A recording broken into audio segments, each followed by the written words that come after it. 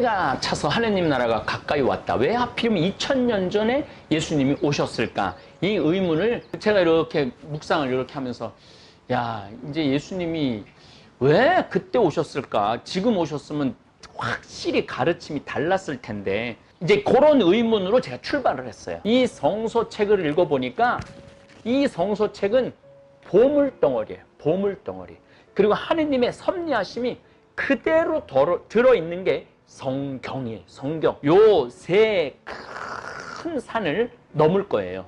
4대 문명을 넘을 거고, 그리고 난 다음에 철기 문명, 청동기 문명을 넘을 거고, 그리고 난 다음에 부처님, 공자님, 소크라테스, 또 이제 힌두 문명, 조로아스터, 그리고 이집트의 사상을 이렇게 그 끝에 예수님이 오신 거니까 그 이전에 오신 게 아니라 그 모든 것 끝에 예수님이 오셨기 때문에 그런 문명들을 다 이해하고 성서, 신약 성서 사복음을 읽으면요 한 구절 한 구절이 얼마나 신비로운지 모릅니다.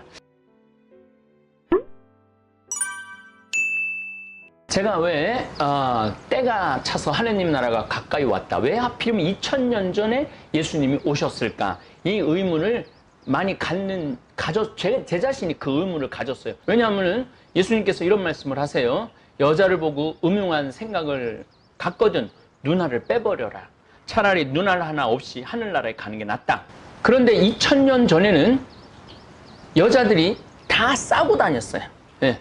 다 싸고 다니고 눈만 내놓고 다녔어. 여자들이 눈만 내놓고 다녔는데 그 여자를 보고 음흉한 생각을 가진다는 거는 진짜 그 사람은 아주 머릿속에 그 생각밖에 없는 사람이죠. 그러니까 예수님이 누나를 빼라 그렇게 말씀하신 거죠. 그런데 지금 2000년이 지난 지금 도시에 나가보면은 여자들이 막 허벅지까지 나오고 있는 치마 입고 반바지 입고 막 나시라고 여기 그냥 막 그런 옷을 입고 다니는데 요즘 사람들은 내가 보기에는 누나를 한 6000개 빼도 안 될 것 같아 갖고 제가 강의 때 한번 얘기했지만은 예수님이 다시 오셔야 될 것 같다고. 좀 여자를 보고 음흉한 생각이 들면은 누나를 때려라 뭐 그렇게 가르쳐야지 누나를 빼라고 가르치는 거는 이거 좀 문제가 있지 않느냐. 여러 가지로 예수님이 이제 오셔야 될 수 있는 그런 여건인 때문에 제가 이렇게 묵상을 이렇게 하면서 야, 이제 예수님이 왜 그때 오셨을까? 지금 오셨으면 확실히 가르침이 달랐을 텐데. 그런데 이제 그런 의문으로 제가 출발을 했어요. 그런 의문으로 출발을 하면서 성서를 묵상하면서 시대를 묵상하면서 이 인류, 우주의 지구의 창조 이런 것들을 쫙 보면서 2000년 전에 오신 게 맞구나. 예수님이 왜 때가 차서 하느님 나라가 가까이 왔다 회개하고 복음을 믿어라. 이 말씀을 왜 2000년 전에 하셨는지 그걸 아는 순간 제가 하늘이 열리더라고요. 내 마음이 열리고 내 영이 열리더라고요. 예수님은 2000년 전에 오셨어야 되는 게 정확하게 맞는 거예요. 하느님의 인류 구원의 역사 안에 딱 들어맞는 거예요. 만약에 10,000년 전에 오셨다면 글자가 없는데 예수님 말을 어떻게 해? 5000년 전에 했어도 글자가 없었어요. 3300년이 돼야 기원전 3300년이 돼야 쐐기 문자가 나왔던 거죠. 그리고 뭐 인간의 역사를 보면은 뭐 500만 년이다, 300만 년이다, 100만 년이다. 그리고 호모 사피엔스는 10만 년이다. 그리고 10,000년 전에는 신석기 시대, 15,000년 전에는 구석기 시대. 그 이전에는 뭐 거의 원시 시대인 거죠. 제가 아프리카 뭐 열 몇 번을 가면서 정글도 몇 번 갔었어요. 정글도 몇 번 가봤는데 그곳에 정글에 사는 분들은 완전히 원시 생활이에요. 완전 원시 생활이에요. 왜 원시 생활이냐면은 글자가 없어. 글자가 없다라는 것은 우리가 습득한 정보를 축적할 수도 없고 전해줄 수도 없는 거예요. 그러니까 이 인간이 처음에 직립보행을 하면서 뇌가 커지면서 불을 사용할 줄 알고 불을 사용할 줄 알면서 건강이 좋아지고 건강이 좋아지면서 말을 하기 시작한 거예요. 이 구강구조, 인간의 구강구조가 오묘한 구조를 갖고 있습니다. 대개 개들은 입이 길죠. 아니면은 아예 평평한 짐승들도 많아요. 근데 우리 인간은 이 혀, 목구멍, 동그란 목구멍, 여기 목젖, 이 기묘한 구조를 갖고 있기 때문에 발음을 하기 시작했던 거예요. 아 발음도 하고 어 발음도 하고 엄마를 보면 엄마가 나오고 아빠를 보면 아빠가 나오고 이런 말을 하기 시작하면서 서로 소통이 되기 시작한 거죠. 개는 아무리 말하고 싶어도요. 이게 너무 이렇게 평평한 구조로 돼 있기 때문에 발음을 만들어낼 수가 없어요. 개가 만약에 우리처럼 기역, 니은, 디귿, 리을 이런 걸 하고 말을 하기 시작한다면 개가 우리보다 훨씬 강력하겠죠. 왜냐하면 네 발로 뛰니까 얼마나 빠르겠어요. 그리고 말도 하고. 그런데 우리 인간만이 유일하게 언어, 단어, 이런 것, 아프리카에 미어캣이 한 50개 단어를 말을 한다고 그래요. 그러기 때문에 그 조그만 아이들이 요만하거든요. 미어캣이 걔네들이 한 30명, 40명 모여 살면서 자기보다 훨씬 큰 덩치의 짐승들을 따돌리고 같이 협업을 해갖고 물리치고 도망가고 이런 것들을 하죠. 그런데 우리 인간처럼 이렇게 단어가, 언어가, 말이 풍부한 존재는 없죠. 우리가 말을 하면서부터 대화를 하기 시작하고 대화를 하면서 공동체를 이루기 시작한 거죠. 그리고 참 중요한 것은 이게 여러 가지 언어가 한 30개, 처음엔 30개였겠죠. 그 다음에 50개였겠죠. 그 다음에 100개였겠죠. 그때는 다 사물을 두고 얘기를 했을 거예요. 그런데 라스코 알타미라 동굴, 이건 구석기 시대에 이 그림을 그리는 걸 보면은 들소를 창으로 찔러갖고 잡죠. 그런데 그 동굴알을 보면 창에 찔렸는데 사람이 누워 있어요. 그러니까 들소 뿔에 받친 거지. 그러니까 들소 사냥이 이렇게 위험한 것이다. 그리고 들소의 그 배 쪽으로 찌르는 걸로 그림이 돼 있는데, 요거 들소는 배 쪽으로 찌르면 배가 아마 이 뼈가 없이 약하니까 빨리 잡을 수 있다라는 이런 정보 공유를 하기 시작한 거죠. 그러니까 이 그림을 통해서 인간은 추상적인 것을 표현해내는 거죠. 자, 여기서 추상적이라는 것은 사랑, 추상적인 거죠. 사랑, 추상적인 거예요. 영혼, 추상적인 거죠. 마음, 추상적인 거죠. 우정, 추상적인 거예요. 미움, 추상적인 거예요. 이 의자, 이거는 추상적인 게 아니죠. 현상적인 거, 있는 거 그대로. 이 컵, 현상적인 거죠. 이 종이, 이것도 다 현상적인 거죠. 인간은 추상적인 단어를 쓰기 시작하면서부터 조금 더 영적으로 발전하기 시작을 했죠. 조금 더 영적으로 발전하기 시작을 했습니다. 그리고 청동기 시대로 넘어가면은 물론 구석기 시대, 신석기 시대도 마찬가지예요. 신석기 시대 무덤들을 보면은 사람을 묻고 거기다가 농기구를 같이 넣어줘요. 때로는 무기도 같이 넣어줘요.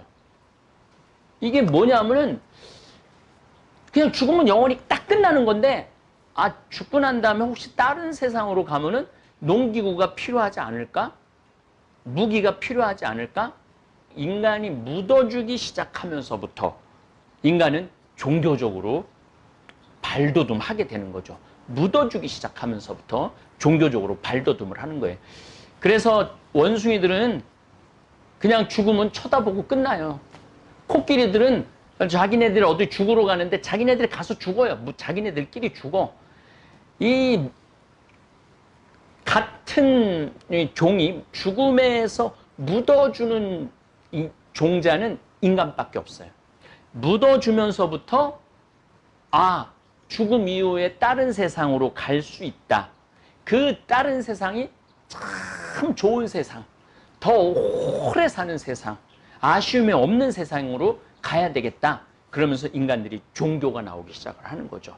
그래서 그 다른 세상을 관장하는 신, 그 신은 지금 우리가 말하는 하느님 야훼의 개념은 거의 없었을 거예요. 어쨌든 죽음 이후의 세계를 관장하는 신한테 잘 보여야 되겠다. 그래서 제사를 지내기 시작한 거죠. 제사를 지내는데 그냥 제사 지내면 밋밋하잖아요. 기쁘게 해줘야 될 거 아니에요. 신을 기쁘게 해줘야지 우리 아버지, 우리 족장, 우리 군장이 좋은 데 가서 살 거 아니에요. 우리 왕이. 그러니까 춤을 추고 노래를 하고 도구를 이용해갖고 북을 치고 신을 기쁘게 해주려고. 누구한테 축복을 주라고? 우리 죽은 영혼을 위해서 기쁘게 해달라고. 그러면서 점점 인간들은 종교적으로 될 수밖에 없어요. 근본적으로. 이게 제가 보기에는 하느님께서 우리 인간 안에 하느님의 본성을 우리한테 심어줬기 때문에 고향이 그리워서 고향을 찾아가듯이 우리의 본향인 하느님한테로 가기 시작한 거죠. 그런데 하루아침에 하느님의 이해를 다 할 수가 없었던 거죠. 우리 인간이. 저는 창조 진화론이라고 분명히 말씀을 드렸습니다. 자, 이 진화론에 대해서 막 치를 떨면서 거부하는 분들이 있는데, 자, 여러분들 요즘 이 C19는 우리가 또 다른 세상으로 진화하는 거 아닌가요? 저는 분명한 진화로 봅니다. 분명한 진화로 봐요. 우리가 이 구석기 시대에 막 야채, 산에 나물 채집하고 고기 일주일에 한 번 겨우 잡아서 먹고 한 달에 재수 좋으면 일주일에 한 번, 한 달에 한 번 잡아 먹으면서 키는 130, 140 정도밖에 안 됐고 그런 세상하고 요즘은 아무 때나 고기 먹을 수 있으면 일주일에 5번, 6번 고기 먹고 우유 먹고 싶으면 우유 먹고 빵 먹고 싶으면 빵 먹고 냉장고에 재놓고 요즘 너무 살이 쪄서 문제죠.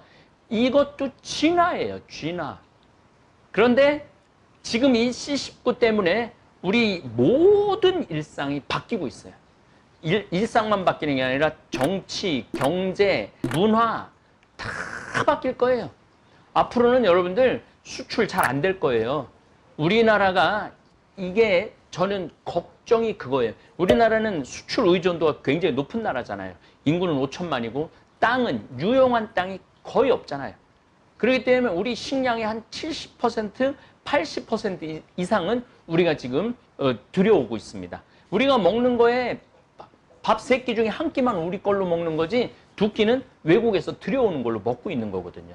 그럼 이제 왜 자국 국민들도 먹기 힘든데 안 내보내면 대한민국은 그럼 어떻게 해야 되느냐. 제가 보기에는 조금 평평한 산 전부 다 나무 심어야 되는 게 아니라 유실수로 바꿔야 돼요.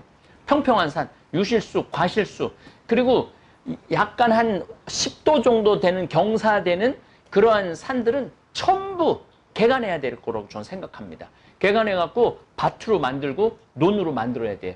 그러지 않으면은 대한민국이 앞으로 살아나가는 것 자체가 굉장히 힘든 거예요. 이것도 또한 사회적인 변화, 사회적인 진화죠. 지난 시간에도 말씀드렸지만 우리 종교도 이제는 이 유튜브라는 이 사이버 공간 안에 성당을 많이 세워야 돼요. 아주 다양한 성당이 저는 세워질 수 있다고 생각을 합니다. 80대 노인들을 위한 성당. 80대 노인들을 위한 성당은 주로 무슨 얘기를 해야 될까요? 건강, 그 다음에 기억력, 치매, 자녀와의 관계. 여러분들 제 강의 55세 이상이 거의 한 70% 이상 되는데 여러분들 자식들한테 돈 줄 필요 없어요. 여러분들이 쓰다가 건강하게 살다가 돌아가시는 게 여러분들 행복한 자식들 도와주는 거예요. 그러니까 80대를 위한 성당. 그 다음에 이 50대, 제가 56살인데 50대를 위한 성당도 저는 져야 된다고 생각해요. 사이버 안에 50대를 위한 성당, 요 세대가 참 재미난 세대예요. 유일하게 자식보다 재산이 많은 세대예요. 유일하게 자식보다. 우리 이 친구들은 연금 거의 150에서 200 정도 탄다고 그래요. 그러면은 부부면은 3, 400 정도 타는 거죠. 그렇게 되면은 지금 얘네들은 지금 독립해갖고 나가고 이런. 그래서 50대를 위한 성당 저는 져야 된다고 생각을 해요. 또 매를 맞는 그 자매들을 위한 성당도 져야 돼요. 어떻게 남편한테 해야 되는가, 서로 정보도 교환하고 어떻게 극복을 해야 되는가, 그런 성당도 져야 되고, 또 저는 우리 청년들을 위한 성당도 빨리 져야 된다고 생각을 해요. 청년들을 위한 성당은 어떻게 져야 돼? 지금 취직 못하고 정말 빈둥빈둥거리면서 어디 누구한테 얘기 하나 못할 그런 그 외로움 속에서 사는 그런 청년들을 위한 성당도 져야 된다고 저는 생각을 해요. 그래서 수많은 성당들이 생겨야 된다고 저는 생각을 합니다. 사이버 공간 안에 이제 건물에다 짓고 오라고 그러는 거는 이제는 끝난 거예요. 끝난 거예요. 이것도 제가 보기엔 진화의 일종이에요. 5,000년 전에 예수님이 지금으로부터 5,000년, 예수님 시대 기준으로 5,000년 전에 오셨다 하더라도 예수님의 그 기가 막힌 말씀, 여러분들 그 구약 성서를 보면 언어라는, 모든 언어들이 찬양을 할 거다. 이 언어라는 걸 굉장히 중요하게 여깁니다. 언어가 아주 중요한 거죠. 그래서 예수님이 올 때쯤 되면은 히브리어, 히라버, 라틴어 이런 것들이 완전한 거의 문장을 우리 인간의 마음을 다 표현할 수 있는 정도까지 가는 거죠. 그럼 하필이면 왜 예수님이 이스라엘에 오셨을까? 유다 땅에 오셨을까? 레반트 지역에 오셨을까? 자, 유다 지역은 지금 팔레스타인 지역을 유다 지역이라고 합니다. 예수님이 왜 유대, 레반트, 메소포타미아, 그것도 이집트 문명과 메소포타미아 문명 한 길 가운데에 있는 유다 지역을 택해서 왔느냐? 저는 이것도 제가 신의 한 수라고 다음 주 토요 특강 때 말씀드리겠지만 이것도 신의 한 수예요. 하느님의 한 수야. 왜냐하면 모든 문명이 지나가는 데가 어디냐면은 팔레스타인 지역이에요. 그래서 하느님께서는 당신 아들을 이 세상에 구세주로 보낼 때 쫙 훑어봤겠죠. 황하 쪽에 보낼까?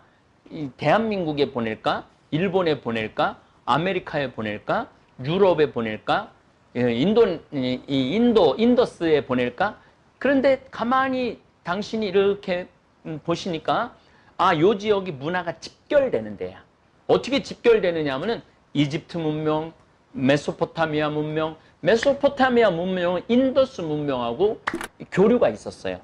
그러니까 메소포타미아 문명, 또 인더스 문명은 황하 문명과 교류가 있었어요. 그러니까 황하 문명, 인더스 문명, 메소포타미아 문명, 이집트 문명, 또 그리스, 로마, 그리스 알렉산더 대왕부터 시작한 헬레니즘 문명, 이 헬레니즘 문명이 이게 굉장한 문명이거든요. 왜냐하면 인간의 그 철학을, 인간이 생각하는 걸 소크라테스, 플라톤, 아리스토텔레스, 그 다음에 아테네는 민주주의 국가였어요. 무슨 의견을 하면 흰돌 놓고 난 반대한다, 까만 달을 놓고 굉장히 민주화된 그런 문명에다가 헤브라이즘 문명은 뭐냐면 아브라함, 이삭, 야곱, 요셉, 그 다음에 모세, 그 다음에 사무엘, 엘리야에서부터 에제키엘, 에레미야, 그리고 그 유명한 이사야, 고난받는 종, 야훼의 종, 노래, 네 번째 노래까지 있죠. 여기까지 이렇게 쫙 몰려갔던 이유가 하느님이 이렇게 보시기에는 여기에 내 아들을 보내야 되겠다. 그리고 내 아들을 보내는 때는 가만히 보니까 예수님은요, 민주주의를 아주 체득화돼서 오신 거예요. 왜냐하면 누구를 정상 반열에 올렸느냐 하면은 여자들을 남자들하고 동등한 반열 위에 올려놨어요. 요한복음 4장에 사마리아 여인하고 끝도 없는 얘기를 하죠. 동등한 반열에 올려놓습니다. 그리고 마리아 막달레나는 사도 중에 사도였어요. 그러니까 예수님은 남자 사도만 뽑지 않았어요. 여자 사도도 같이 뽑았어요. 그렇기 때문에 남녀 평등을 벌써 2000년이나 앞서서 예수님 그걸 해놓으신 분이에요. 그러니까 예수님은 그리스 문명도 이해하고 계셨고, 로마 문명도 이해하고 계셨고, 이집트 문명도 이해하고 계셨고, 메소포타미아 문명도 이해하고 계셨어요. 툭하면 띠로와 시돈 지방에 갔다라는 것은 중동 문명권 안으로 들어가신 거죠. 그래서 예수님의 이 종합, 예수님이 온 인류 역사를 관통하시면서 말씀하시는 거예요. 때가 찼다. 하느님 나라가 가까이 왔다. 회개하고 복음을 믿어라. 그리고 이제 예수님이 하시는 하느님 나라, 이 하느님 나라는 제가 이제 다음 또 특강에 말씀을 드릴 겁니다. 어쨌거나 하여튼 예수님은 이 구세주, 예수님이 참 위대한 게 나라를 세우지 않았어요. 이 세상에 나라를 세우지 않았어요. 웬만하면은 나라를 세울 거 아니에요. 그리고 예수님이 그 정도 능력이었으면 성전도 어마어마하게 큰 거를 지을 수 있잖아요. 근데 예수님이 이렇게 말씀하십니다. 이 성전을 허물어라. 내가 3일 만에 다시 짓겠다. 내가 짓는 성전은 눈에 보이는 건물이 아니다. 이 정말 위대한 거죠. 그래서 예수님이 이렇게 오셔서 당신이 한마디 한마디 하는 거는 이미 아브라함, 이삭, 야곱을 넘어서서 예수님이 이렇게 말씀하시죠. 제가 지난주에 요한복음 17장 예수님 당신을 위해서 기도하고 제자들을 위해서 기도하고 말씀을 전해 듣는 사람들을 위해서 기도하시죠. 여기서 예수님이 이렇게 말씀하세요. 나는 창조 이전부터 영광을 받고 있었다. 창조 이전부터 해와 달, 하늘과 땅, 묻과 바다 이런 모든 거 이전에 있었다고 그래요. 그래서 나는 이 돌들로도 아브라함을 만들 수 있다. 그리고 다윗이 주 하느님한테 도와달라고 자기 오른편에 앉게 해달라고 그렇게 빌었는데 그 주 하느님이 난데 내가 왜 다윗의 후손이냐. 난 다윗의 후손이 아니다. 나는 메시아다. 이렇게 말씀을 하십니다. 제가 여러분들한테 이런 말씀을 드렸어요. 우리가 하느님하고의 만남, 이게 어떤 거하고 똑같으냐면 엄마가 임신을 했어요. 이 10달 동안 아기한테 아름다운 음악도 들려주고 그 다음에 우리 의건이라는 요한이라는 1살 엄마 아빠가 임신하는 날부터 매일 미사 복음을 읽어줬어요. 지금도 이제 태어난 지 1년이 됐는데 복음을 들려달라고 그래요. 그리고 너무너무 놀란 건 얘가 한 1년 6개월 정도 1년 한 2, 3개월 됐다고 그러는데 십자가에 예수님 그 못자국에 청테이프를 붙여놨어요. 아프다고. 예수님 아프다고. 그러니까 이 엄마가 이 아이를 하느님의 이름으로 키우는 거죠. 10달 동안 아야 너 사랑한다. 세상은 참 아름답다. 너는 나한테 소중하다. 아빠가 또 들려주는 그 음성을 아이들은 다 기억한다고 그러잖아요. 그런데 아기를 가졌을 때 부부가 막 심하게 싸우면 이 안에서도 얘가 받는 스트레스가 어마어마하다고 그러잖아요. 아이가 어쨌든 세상에 태어났어. 세상에서 나는 그 고통도 굉장히 크다고 그래요. 그래서 엄마 가슴에서 심장 소리. 그래서 여러분들 젖 먹일 때 이렇게 젖 먹이는 엄마들이 거의 없다고 그러죠. 이렇게 젖을 먹인다고 그래요. 심장 쪽으로. 심장 쪽으로 젖을 먹으면 아이는 젖을 먹으면서 엄마 뱃속에서 들었던 심장 박동하고 같이 해서 굉장히 편안하게 젖 먹으면서 잠을 잘 수 있다고 그러는 거죠. 이 태어난 아이한테 1달, 2달밖에 안 된 아이한테 영혼을 얘기하고 정의를 얘기하고 불의를 얘기하고 감옥을 얘기하고 지옥을 얘기하고 이러는 부모는 세상에 한 명도 없어요. 이 아이한테 엄마, 아빠, 밥 줘, 배고파, 사랑해, 고마워, 안녕하세요 이런 단어를 하는 거죠.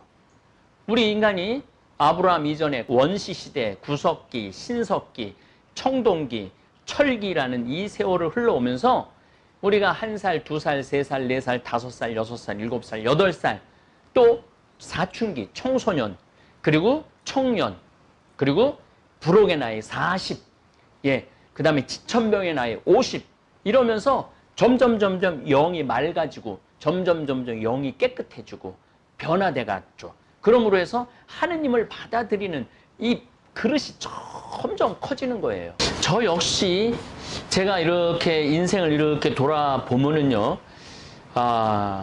어렸을 때 하여튼 막 아장아장하고 막 시골에서 자랐기 때문에 그 호롱불도 생각나고 밤에 그 반딧불도 생각이 나고 그랬어요. 근데 수원에 딱 올라와 갖고 아마 너무 시골에서 막 산천천지 돌아다니다가 도시라는 곳에 올라왔을 때 많이 답답했나 봐요. 그래서 그렇게 어머니 말씀에 의하면 짤짤거리고 싸돌아 다녔어요. 짤짤거리고. 제가 해 떨어지기 전에 집에 들어갔던 적은 없었던 것 같아요. 가방 메고 항상 집 반대편으로 갔어요. 뒤에 수원, 쟤는 영화초등학교라는 곳을 나왔는데 뒤에 역마산이 있고 그 뒤에 광교산이 있었어요. 항상 역마산에서 바위에서 놀고 메뚜기 잡고 가재 잡고 도라지 캐고 광교산까지 가면 도토리, 밤, 감, 대추 뭐 이런 어린 시절 굉장히 풍요로웠죠. 공부는 많이 안 했지만은 자연 안에서 많이 놀았던 것 같아요. 특별히 아버지하고 같이 김밥 말아갖고 주일날 광교산 가갖고 같이 먹고 산 뛰어 놀고 아마 제가 지금 이런 자연에 와서 사는 것도 그 어린 시절에 그 추억이 아닌가 그런 생각을 참 많이 합니다. 대개 그 나는 자연인이다를 보면은 대개 고향으로 돌아오거나 어렸을 때 그랬던 기억으로 다시 이 산으로 돌아오는 분들이 많죠. 어쨌든 제 영혼의 크기가 제가 중학교 1학년 때 하느님을 알았어요. 중학교 2학년 때 예수님을 너무너무 많이 사랑했어요. 참 우스운 거는 그때 예수님이 내가 예수님한테 사랑했던 사랑의 크기와 지금 예수님에 대한 사랑의 크기를 보면 그때가 더 컸어요. 그때는 거의 하루에 5시간에서 10시간 기도했던 것 같아요. 그 사춘기 때 하느님을 향한 사랑, 예수님을 향한 사랑, 지식은 없었지만 성서적 지식도 없었고 아무것도 몰랐는데 예수님이 그렇게 좋았어요. 그러니까 예수님 생각만 하면은 너무너무 행복했어요. 그리고 그때 저 딱 크게 아른 게 없어요. 그 조원동 성당에 십자가가 참 나무로 된 십자가가 예수님이 정말 기가 막히게 매달려 있어요. 그런데 그때 교리 배울 때 딱 하나 배운 거죠. 내 죄를 위해서, 내 아픔을 위해서 예수님이 십자가를 저렇게 지셨다. 그러니까 그 예수님이 그렇게 고맙고 감사하고 몸둘 바를 모르겠고 이 예수님을 위해서 내가 할 일이 과연 뭘까? 그래서 사제가 되기로 했던 거죠.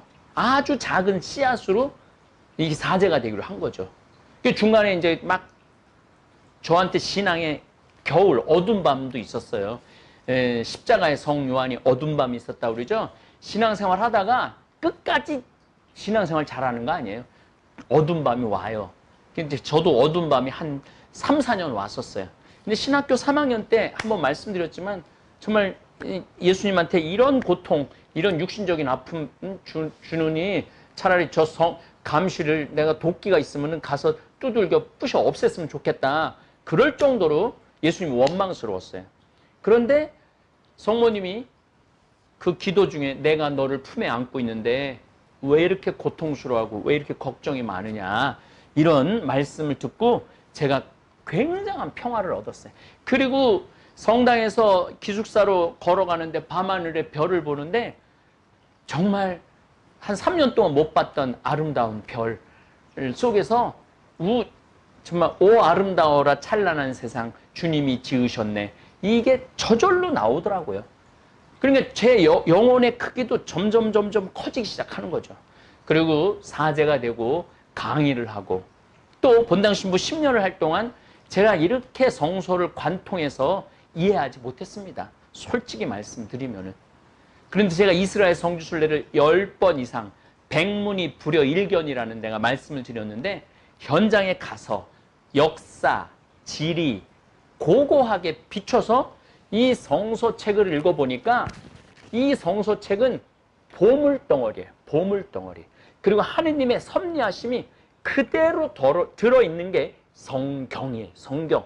그래서 제가 우리 교우들한테 무리를 해서 250명이나 되는 교우들을 굳이 걸어서 나자렛에서부터 갈릴레아 또 예루살렘까지 갔던 이유가 하느님을 아는 지식이 차고 흘러 넘치기 때문에 그래요.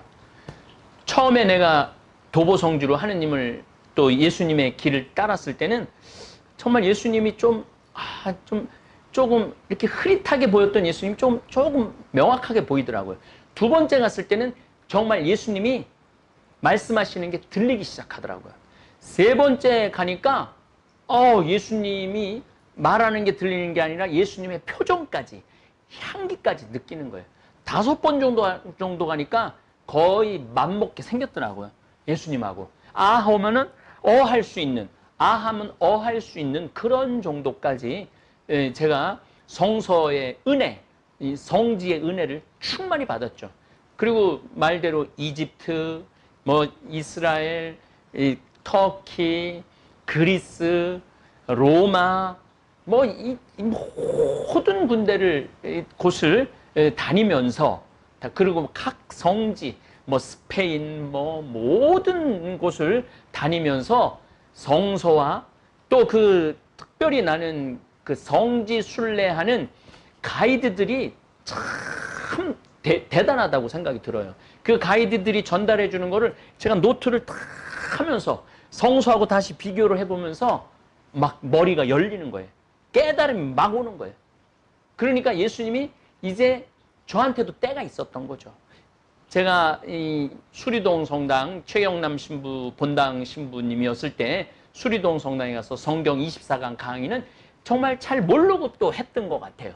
그런데 제가 이번에 때가 차서 하느님 나라가 가까이 왔다, 회개하고 복음을 믿어라는, 물론 다 알지는 못하지만은 하느님의 호흡, 예수님의 말씀, 예수님의 지극한 성심, 이런 게 다 느껴져요. 그리고 이 성서 한마디 한마디가 보물이에요. 보물. 마찬가지로 이스라엘 사람들도 아브라함 때 하느님 이해하는 거, 이삭 때 하느님 이해하는 거, 야곱, 거기는 거의 하느님에 대한 이해도가 없어요. 그저 아브라함의 하느님, 또 이삭은 야곱의 하느님, 야곱은 아브라함의 하느님, 이삭의 하느님, 요셉은 아브라함의 하느님, 이삭의 하느님, 야곱의 하느님. 모세 400년 뒤에 모세는 하느님 이름이 도대체 뭐냐고, 나는 있는 자 그로다, 나는 있는 모든 것을 만드는 자 그로다. 그래서 야훼라는 이름을 알려주죠. 그래서 이 야훼라는 이 이름을 유대인들은 기원전 3세기에는 아예 쓰지를 않아요. 감히 어떻게 하느님의 이름을 인간이 부를 수 있느냐? 그래서 모음을 따갖고 아도나이라고 불러요. 아니면 엘로힘, 그냥 우리처럼 주님 이렇게 말하듯이 엘로힘이라고 불러요. 야훼라는 이름을 안 불러요. 그러니까 이 이스라엘 사람들은 특별히 이사야서의 제2 이사야 53장에 가보면은 구세주가 우리가 말하는 다윗처럼 칼로 세상을 구원하는 구세주가 아니에요. 알렉산더처럼 막 전 세계를 정복하는 그런 구세주 아니야.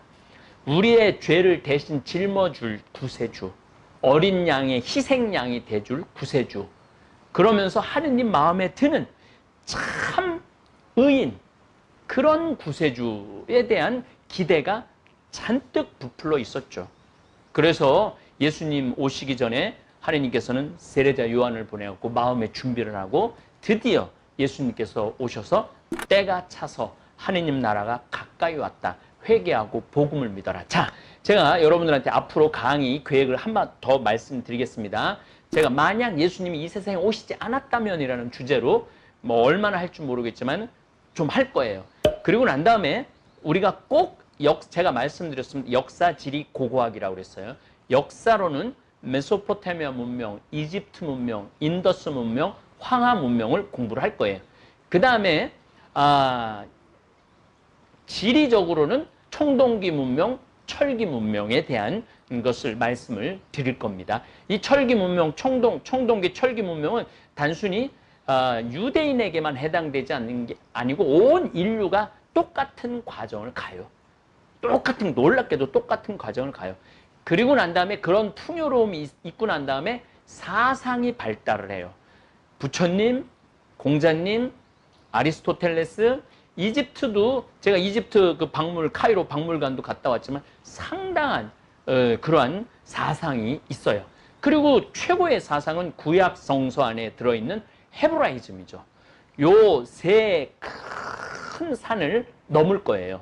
4대 문명을 넘을 거고, 그리고 난 다음에 철기 문명, 청동기 문명을 넘을 거고, 그리고 난 다음에 부처님, 공자님, 소크라테스, 또 이제 힌두 문명, 조로아스터, 그리고 이집트의 사상을 이렇게 그 끝에 예수님이 오신 거니까, 그 이전에 오신 게 아니라 그 모든 것 끝에 예수님이 오셨기 때문에 그런 문명들을 다 이해하고 성서, 신약 성서 사복음을 읽으면요, 한 구절 한 구절이 얼마나 신비로운지 모릅니다. 오늘 황창현 신부님 강의에서는 성경의 깊은 의미를 이해하기 위해 역사적 사실을 아는 것이 얼마나 중요한지에 대해 말씀하셨습니다. 성경은 단순히 읽고 암기하는 책이 아니라 그 시대와 배경을 이해해야 진정한 의미를 깨달을 수 있는 역사의 기록이자 신비로운 말씀입니다. 성경의 한 구절도 당시 사람들의 문화, 정치, 그리고 종교적 상황을 알면 전혀 다른 메시지로 다가올 수 있습니다. 신부님께서 강조하신 것처럼 우리가 성경을 단순히 신비롭고 어려운 글로 받아들이는 것이 아니라 그 안에 담긴 하느님의 사랑과 진리를 찾는 여정으로 삼아보면 어떨까요? 성경 속 이야기 하나하나가 우리 삶을 비추는 거울처럼 느껴질지도 모릅니다. 앞으로도 황창현 신부님의 강의를 통해 성경과 신앙에 대한 새로운 시각을 여러분과 함께 나누겠습니다. 함께 고민하고 배우는 시간을 만들어 주셔서 항상 감사드립니다. 그럼 다음 영상에서 또 뵙겠습니다. 모두 행복하고 평화로운 하루 보내세요. 감사합니다.